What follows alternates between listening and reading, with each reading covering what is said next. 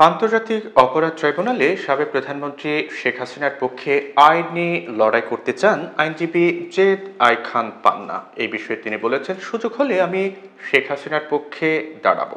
বৃহস্পতিবার সাবেক অতিরিক্ত অ্যাটর্নি জেনারেল মেহেদী হাসান চৌধুরীর জামিন স্থগিত নিয়ে সাংবাদিকের ব্রিফিংয়ে এক প্রশ্নের জবাবে জেদ আই খান পান্না এই কথা বলেন।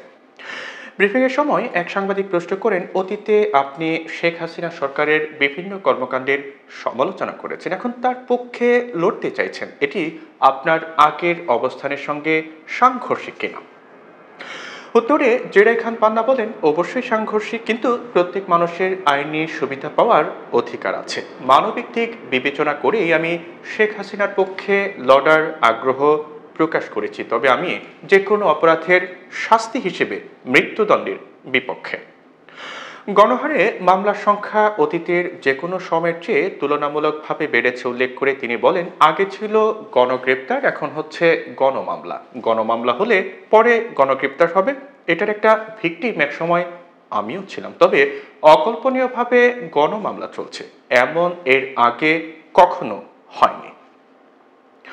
নির্বাচন প্রসঙ্গে জেড আই খান পান্না বলেন, এই অন্তর্বর্তী সরকারের প্রাথমিক এবং একমাত্র দায়িত্ব হচ্ছে একটি সুষ্ঠু নির্বাচন দেওয়া, সেই সঙ্গে গণতান্ত্রিক পদ্ধতিতে সেই সরকারের কাছে ক্ষমতা হস্তান্তর করা।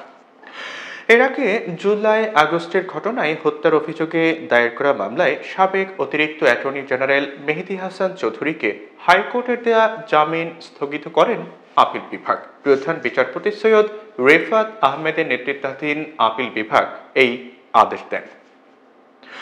আদালতে রাষ্ট্রপক্ষে শুনানি করেন অ্যাটর্নি জেনারেল মোহাম্মদ আসাদুজ্জামান, অতিরিক্ত অ্যাটর্নি জেনারেল ব্যারিস্টার অনিকারা হক।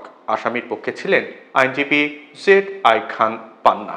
সুপ্রিম কোর্ট বারের পক্ষে শুনানি করেন জ্যেষ্ঠ আইনজীবী জয়নুল আবেদিন, ব্যারিস্টার কাইসার কামাল, অ্যাডভোকেট গাজী কামরুল ইসলাম সজল। এর আগে গত 20 সেপ্টেম্বর সীমান্ত পথে পালাতে গিয়ে পুলিশের হাতে আটক হন সাবেক অতিরিক্ত অ্যাটর্নি জেনারেল ব্যারিস্টার মোহাম্মদ মেহেদী হাসান চৌধুরী। পরে তাকে জুলাই আগস্টের হত্যা মামলায় গ্রেপ্তার দেখানো হয়, তবে তার আগে গত 8 আগস্ট অতিরিক্ত অ্যাটর্নি জেনারেলের পদ থেকে পদত্যাগ করেন ব্যারিস্টার মোহাম্মদ মেহেদী হাসান।